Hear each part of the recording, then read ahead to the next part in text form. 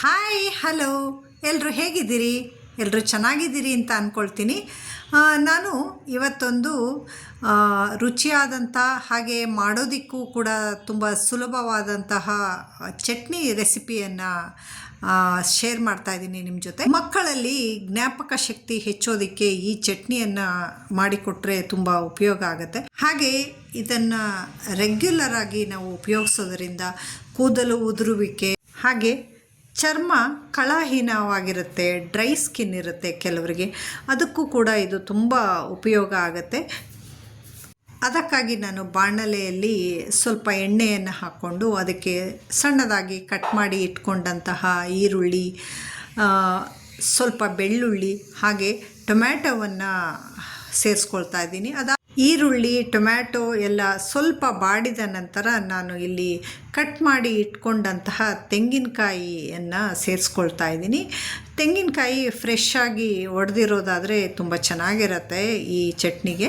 ನಮ್ಮ ಮನೆಯಲ್ಲಿ ಖಾರ ತುಂಬ ಕಮ್ಮಿ ತಿಂತೀವಿ, ಹಾಗಾಗಿ ನಾನು ಇಲ್ಲಿ ಒಣಮೆಣಸಿನ್ಕಾಯಿಯನ್ನು ಕೂಡ ಕಮ್ಮಿ ಹಾಕ್ಕೊಳ್ತಾ ಇದ್ದೀನಿ. ಯಾರಿಗೆಲ್ಲ ಸ್ವಲ್ಪ ಸ್ಪೈಸಿ ಖಾರ ತಿಂತೀರಾ ಅಂದರೆ ಹಸಿಮೆಣಸಿನ್ಕಾಯಿ ಕೂಡ ಸೇರಿಸ್ಕೊಂಡು ಹುರಿದ್ರೆ ಅದು ಕೂಡ ತುಂಬ ಚೆನ್ನಾಗಿರುತ್ತೆ. ಆದ ನಂತರ ಒಂದು ಕಟ್ಟಿನಷ್ಟು ಒಂದೆಲಗ ಸೊಪ್ಪನ್ನು ತೊಳೆದಿಟ್ಕೊಂಡು ಸೇರಿಸ್ಕೊಂಡೆ. ಹಾಗೆ ಕೊತ್ತಂಬರಿ ಸೊಪ್ಪನ್ನು ಕೂಡ ಸೇರಿಸ್ಕೊಂಡು ಹುರಿಬೇಕು. ಸೇರಿಸ್ಕೊಂಡು ಹುರಿದ್ರೂ ಕೂಡ ತುಂಬ ಚೆನ್ನಾಗಿರುತ್ತೆ. ಹಾಗೆ ಕೊನೆಯಲ್ಲಿ ಹಸಿದು ಹಾಕಿದ್ರೂ ತುಂಬ ಚೆನ್ನಾಗಿರುತ್ತೆ ಚಟ್ನಿ. ಈ ಹುರಿದಿರುವ ಪದಾರ್ಥಗಳನ್ನೆಲ್ಲ ನಾನು ತಣ್ಣಗಾಗೋದಕ್ಕೆ ಒಂದು ಪ್ಲೇಟಲ್ಲಿ ಹಾಕಿ ಇಟ್ಟೆ. ಹುರಿಯೋದಕ್ಕೆ ಸ್ವಲ್ಪ ಕಡಲೆಬೇಳೆ ಉದ್ದಿನಬೇಳೆ ಕೂಡ ಸೇರಿಸ್ಕೋಬಹುದು. ನಾನಿಲ್ಲಿ ಸೇರಿಸಿಲ್ಲ, ಅದು ಕೂಡ ರುಚಿ ತುಂಬ ಚೆನ್ನಾಗಿರುತ್ತೆ. ಈಗ ಈ ಹುರಿದಿರುವ ಪದಾರ್ಥಗಳೆಲ್ಲ ತಣ್ಣಗಾಗಿದೆ. ಇದನ್ನು ಮಿಕ್ಸಿಗೆ ಹಾಕ್ಕೊಂಡು ನುಣ್ಣಗೆ ರುಬ್ಕೊಳ್ತಾ ಇದ್ದೀನಿ. ರುಬ್ಕೊಂಡು ಒಂದು ಪಾತ್ರೆಗೆ ಇದನ್ನು ಚಟ್ನಿಯನ್ನು ಹಾಕ್ಕೊಳ್ತಾ ಇದ್ದೀನಿ. ರುಬ್ಬುವಾಗ ಉಪ್ಪು ಹಾಕ್ಕೊಳ್ಳೋದನ್ನು ಮರ್ತುಬಿಟ್ಟೆ, ಹಾಗಾಗಿ ಈಗ ನಾನು ಉಪ್ಪನ್ನು ಹಾಕ್ಕೊಳ್ತಾ ಇದ್ದೀನಿ.